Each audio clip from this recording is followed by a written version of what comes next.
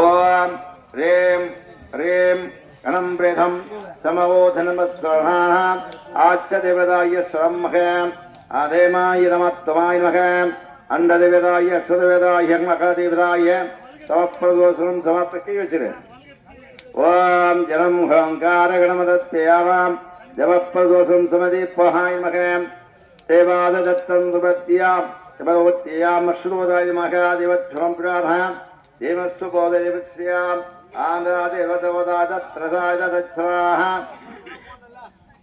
ஓம் கணமே பயாமம் சமர்ப்பயாமி யஜ்ஞம் நிவத்வதம் சமர்ப்பயாமி ஸ்ரீரம் காரகணம் விஸ்வமாம் ஜனம் திவ்யாத்ரதாயகத்தம் சமர்ப்பயாமி.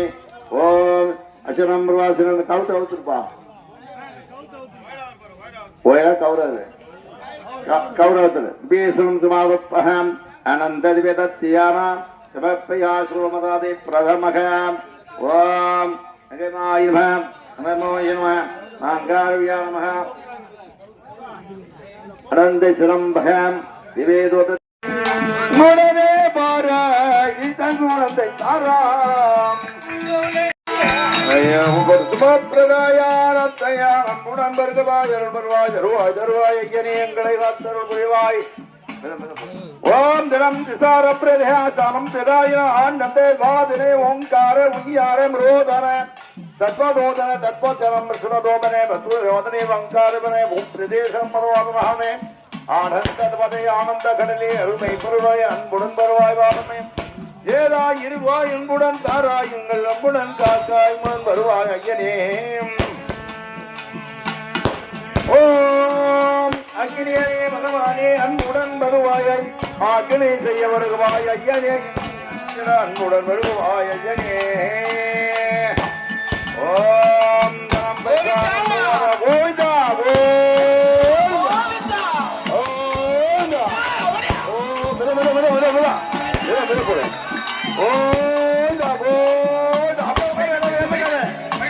ஓம் கோவிந்த பிரத்வாய் மகத்தோஷமே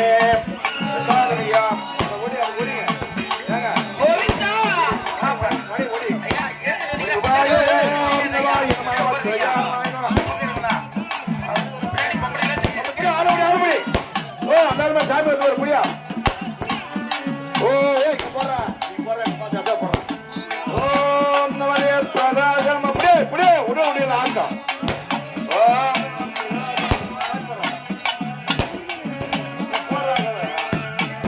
ஓம் ஜனம் தேதானம் ஓம் கிரய பிரதாசமாதேஸ்வராய மா பாப்திஸ்வராய நமக. ஓம்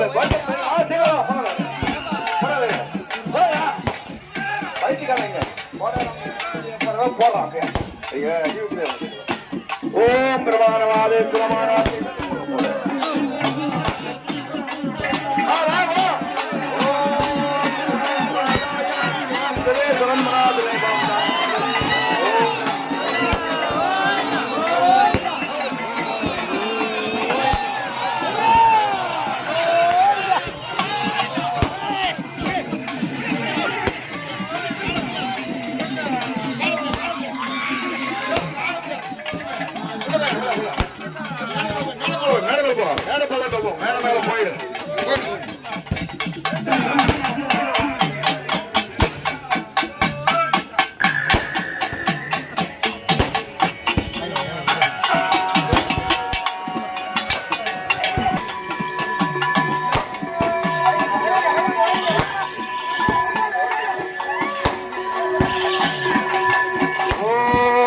शिवाय मनावच्रहाम सर्वंगलवादी प्रेमोषणम ओम कारगणस्थिरम प्रसेहम सत्प्रमोषमात्म्यामत्रदुहम अहंकारगण सत्यमराज प्रेहोदिशाय नमदेव प्रवमस्वाय नमः. ओम प्रणनाथ चतुर्देवाय नमः.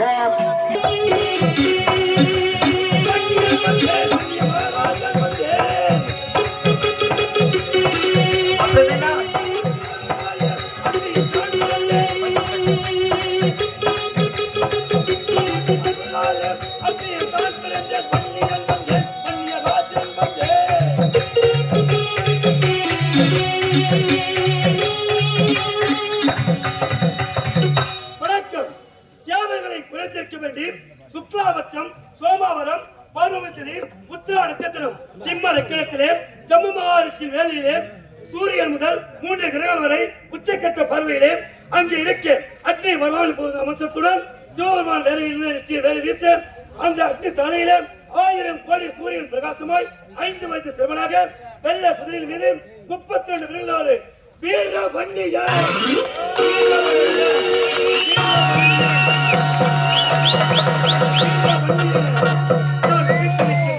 அப்படிக்கு யாரெங்க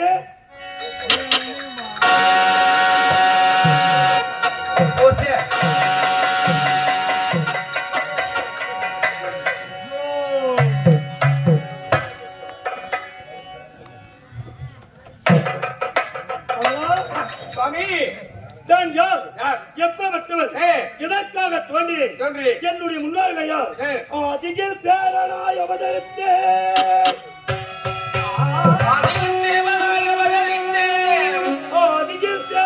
அவதரித்தேன் முன் யுகத்தில் பாதியில் பரமனுக்கு பரிதானம் செய்து வந்தேன்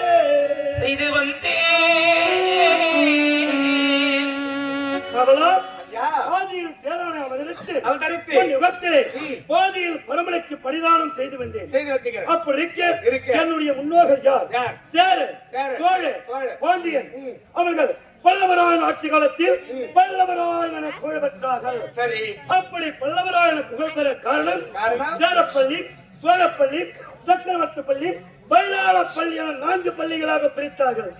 பள்ளி என்றால் தவறாக நினைக்க வேண்டாம். பள்ளி என்றால் என்ன?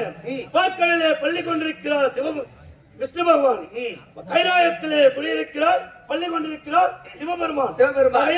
பள்ளி என்றால் தவறாக நினைக்க கூடாது.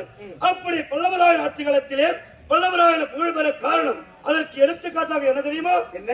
நீர், நிலம், ஆகாயம். அதை விட்டு கிடையாது. நிலம், கோவில், இது போன நீர்நிலைகளை செய்து வந்ததால் அவர்கள் பல்லவராயன ஆட்சி பெற்றார்கள். அது மட்டும் கிடையாது. சம்பராயன் ஆட்சி காலத்திலே பல்லாள மகாராஜன் பரமனுக்கு அடிமையானான்.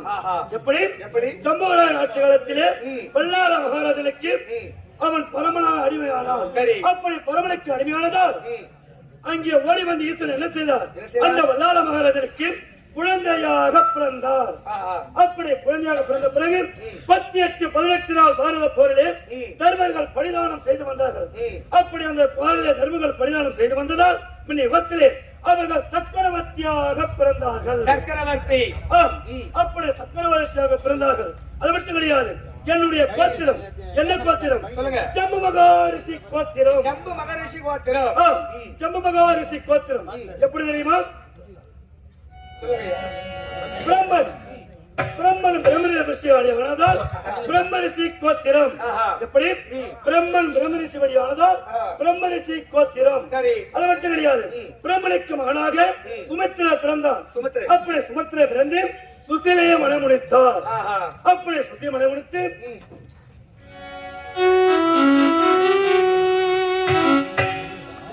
சுசிலையை மனமுடித்தார். அப்படி சுசிலையை மனமுடித்து இந்த ஆட்களாக அவருக்கு குழந்தை பாக்கியமே இல்லாத ஏக்கம். அப்படி ஆகியால் என்ன செய்தார்? ஈத்தனை கோயில் துதித்தால் நமக்கு குழந்தை பாக்கியம் கிட்டும் என்பதற்காக அங்கே புறப்பட்டு சென்றார்கள். அப்பொழுது ஒரு நேரத்திலே செங்கோல மன்னன் ஒருவன் இருந்தான். அப்படி செங்கோல மன்னன் ஆட்சி புரிந்த காலத்திலே அங்கே குழந்தை இல்லாத காலத்தினால் என்ன செய்தார்கள்? குழந்தை இல்லாத காலத்தினால் அந்த செங்கோல மன்னன் ஆட்சி காலத்திலே ஆலயம் எதுவுமே இருக்கக்கூடாது என்று அனைத்து ஆலயங்களையும் எடுத்தார்கள். அப்படி ஆலயங்களை எடுத்தவுடன் ஒரு ஆலயம் கூட இல்லாமல் போனது. அந்த ஆலயம் இடிக்கப்பட்ட ஆலயம் ஒன்று பாழடைந்த இடத்திலே ஒரு சிவாலயம் லிங்கம் ஒன்று இருந்தது. அந்த லிங்கத்தின் மீது ஒரு சிலந்தியாகப்பட்டது என்ன செய்தது? கூட கட்டி அதன் மீது வாழ்ந்து வந்தது. அப்படி அந்த லிங்கத்தை அசுத்தப்படுத்தி வைத்திருந்தது. அங்கே ஓடி வந்த ஒரு யானையாகப்பட்டது. அதை பார்த்தவுடன் என்னடா இது? மூர்த்திக்கு முதலமுத்தி முக்கணப்படுத்த ஈசன் இவருக்கே இந்த நிலையா? ஆகையால் என்ன செய்ய தெரியுமா?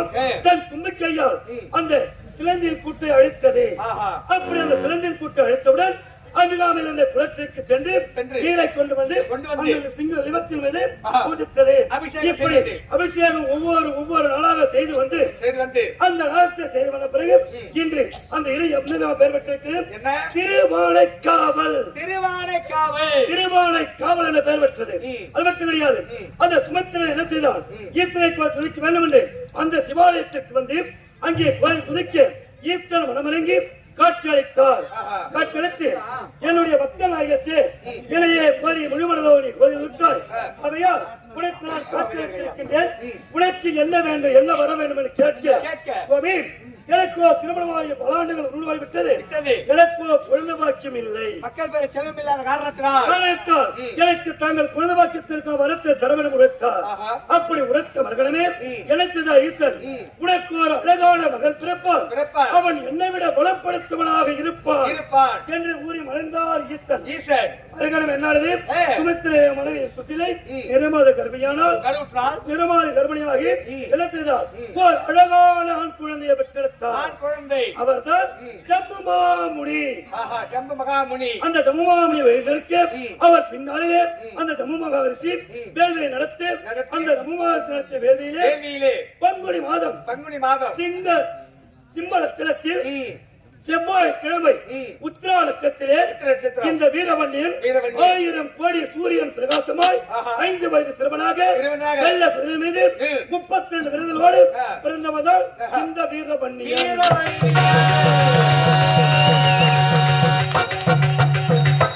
அது மட்டும் கிடையாது, ஒவ்வொரு வன்னியனை கோத்திரம் ஜம்பு மகாரிஷி கோத்திரம். எப்படி தெரியுமா? பிரம்மரிஷி கோத்திரம், ஈசன் கோத்திரம், ஈஸ்வரி கோத்திரம், விஷ்ணு கோத்திரம். இதற்கு அடையாளம் செம்மை நிறமும் செவ்வித வண்ணமும். அதற்கு அடையாளம் ருத்ரியால் அவதரிக்கப்பட்டதால் எனக்கு ருத்ராபுரி பட்டினம் ஒன்று இருக்கிறது. ருத்ராபுரி பட்டினம். அது மட்டும் கிடையாது, அப்படி ஜம்பு மகாரிஷி வேள்வியை பிறந்ததால் மற்றொரு பெயரும் இருக்கிறது, மதகிரி வீர ருத்ர வன்னியன். அருமை. மதகிரி வீர ருத்ர வன்னியனை பற்றி. அது மட்டும் கிடையாது, ஒவ்வொரு வன்னியனை கோத்திரம் ஜம்பு மகாரிஷி கோத்திரம். அது மட்டும் கிடையாது, நான் பிறக்கின்ற போது என்னுடன் 32 விருதுகள் பிறந்தன. 32. அதில் சிலவற்றை கூட கவனமாக வைக்க. முதலாக பிறந்தது இந்த குலத்தை வெள்ளை யானை என்னோட பத்திராகாரி வளர்த்த 10 காலிக்கு கொன்றை மாலை, பாரா மாலை, சங்கி, சக்கரம், பச்சைக்கொடி, பவளக்கொடி, வெள்ளைக்கொடி, நீலக்கொடி. அது மட்டும் கிடையாது, காட்டு தீபத்தி, சங்கி, சக்கரம், தவளை, இவை மட்டுமல்ல வேட்டி, சட்டை. அது மட்டும் கிடையாது, கடைசியாக என் உடன் பிறந்தது என்ன தெரியுமா? வேட்டை நாயும் என் உடன் பிறந்தது. அப்படி 32 விருதுகளோடு பிறந்து இங்கே வீர வன்னியனை பெற்றிருக்கிறேன். அது மட்டும் கிடையாது, என்னுடைய குலம் என்ன? ஜம்பு மகா குலம், வன்னிய குலம். என்னுடைய கோத்திரம் என்ன? ஜம்பு மகாரிஷி கோத்திரம், சிவகோத்திரம். அப்படி இருக்கு. என்னை ஏன் படைத்தார்கள்? எதற்காக படைத்தார்கள்? என்னை படைத்ததற்கான காரணம் என்ன? இவை அனைத்தும் தெரிய வேண்டும் என்றால் வன்னிய குலத்திற்கு குல தெய்வமாக விளங்கக்கூடிய அன்னை காமாட்சியை சந்தித்தால் வழி கிடைக்கும்.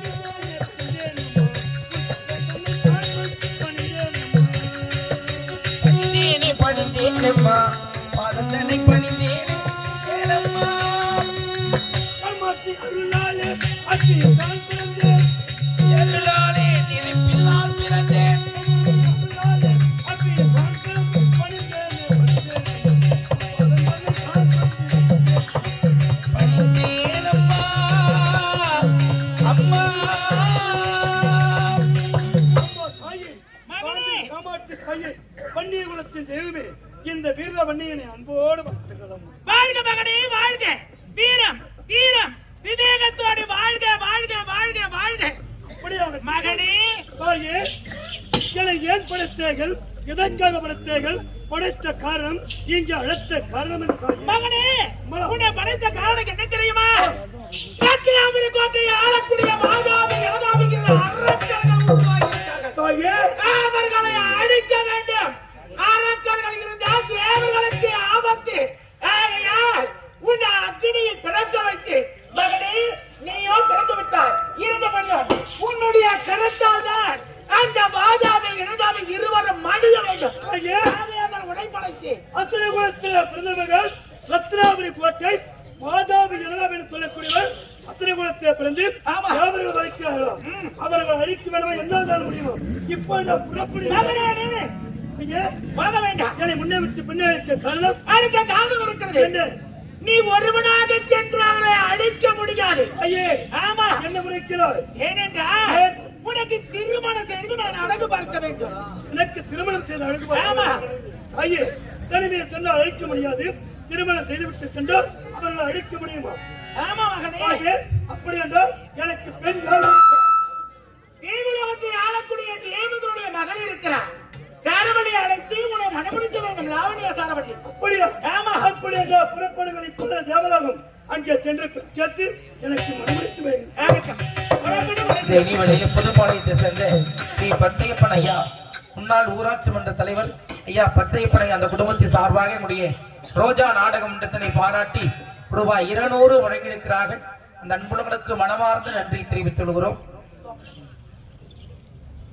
நமது புதுப்பாளைய சக்தி நகரை சேர்ந்து தெய்வசிகாமணி எக்ஸ் ஆர்மி அவர்களும், தெய்வத்திரு ராணி அம்மாள் அவர்களும், சதீஷ்குமார், சுகன்யா, லிசாந்த், கவின் அவர்களும், ஜெயந்தி, தெய்வத்திரி லோகநாதன் ஐயா அவர்களும், ராஜேஷ் பிருந்தா, சிவா பாலசுமதி, குணால், நந்தினி, இந்த அன்புள்ளங்கள் எங்களுடைய ரோஜா நாடக மன்றத்தினை பாராட்டி ரூபாய் 1005 ரூபாய் வழங்கியிருக்கிறார்கள். அந்த குடும்பங்கள் பல்லாண்டு வாழ வேண்டும் என்று வாழ்த்துகிறோம். நன்றி நன்றி நன்றி. நமது இன்னும் எங்களுடைய பாசத்துக்குரிய அண்ணா சோமந்தாங்கல் கிராமம் சேர்ந்து பால் வியாபாரி அண்ணா மணிமாறன் அண்ணா, அந்த குடும்பத்தின் சார்பாக இங்கே அடியனை பாராட்டி உங்களுடைய கோடியடி மிருதங்க சக்கரவர்த்தி ஜெகஜோதி அவர்களை பாராட்டியும், ரோஜா நாடக மன்றத்தில் ஆசி பிரகாஷ் அவர்களை பாராட்டி ரூபாய் 100 ரூபாய் வழங்கியிருக்கிறார்கள். மனமார்ந்த நன்றி தெரிவித்துள்ளோம்.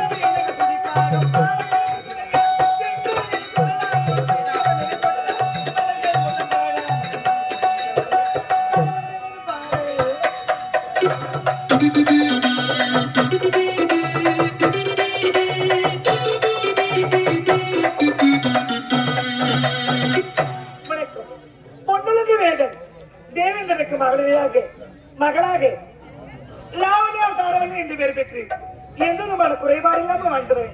இருந்தாலும் என் தந்தையை சந்திக்க வேண்டும். அப்பா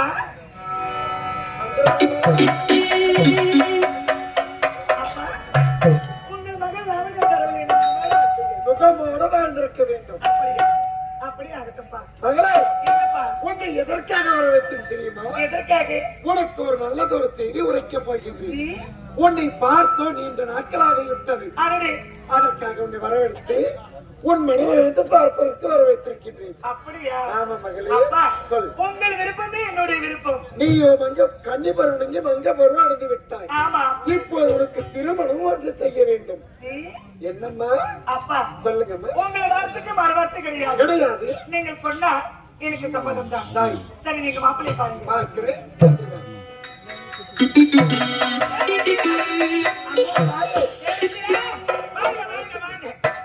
தேவர்களெல்லாம் அதிபதியாக திகழக்கூடிய தேவலோகத்தின் அதிபதி ஆமா. தேவ இந்திரா, நான் எதற்காக வந்திருக்கிறேன்? நீங்கள் வர காரணம் என்னுடைய மகனுக்கு உன்னுடைய மகள் லாவண்யா சாரவல்லியை மனமுடித்து வைக்க வேண்டும். கேட்க வந்திருக்கிறேன். அப்படியா? ஆமா. நீங்கள் கேட்ட நான் இல்லை என்றா சொல்ல போகின்றேன். உலகையாலும் நாயகி நீங்கள். ஆமா. உன்னுடைய மகனுக்கு நான் பெண் கொடுப்பதற்கு கொடுத்து வைத்திருக்கிறேன். சம்மதம் தானே? சம்மதம் தான். அப்படி என்றால் வருங்காலம் மருமகளை நான் காண வேண்டும் அல்லவா? மருமகளை அடுத்து வா. சற்று பொறுத்து. மருமகளே மருமகளே என் வீட்டு மருமகளே.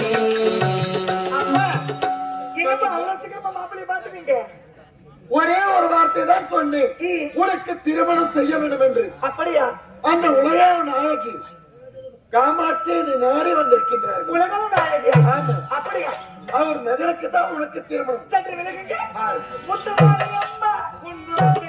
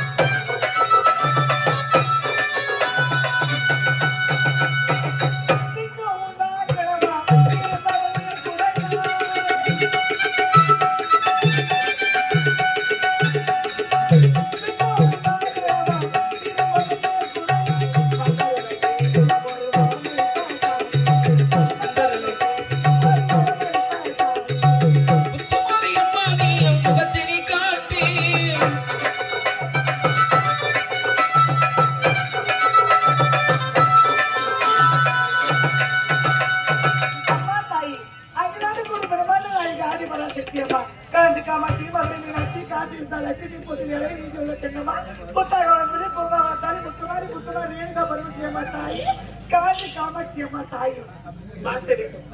என் மருமகளே நீ வாழ்க வாழ்க வாழ்க. அப்படி மருமகளே, என் மகன் வண்டியனுக்கு நீ திருமணம் செய்து கொள்ள வேண்டும் என்று வந்திருக்கிறேன். திருமணத்திற்கு சம்மதமா? திருமணத்துக்கு சம்மதம். அப்படியா? உங்களுக்கு மருமகளாக வருவதற்கு நான் கொடுத்து வைத்திருக்க வேண்டும் அல்லவா? ஆமா. அப்படி இருக்கின்ற பொழுது நீ சென்று மனம் குலத்தோடு வர வேண்டும் அல்லவா? அப்படியா? ஆமா. புறப்படு. இப்பொழுது திருமணம் நடக்க வேண்டும். திருமணத்துக்கு ஏற்பாடு செய்யும். மணமணி போட வேண்டும் அல்லவா?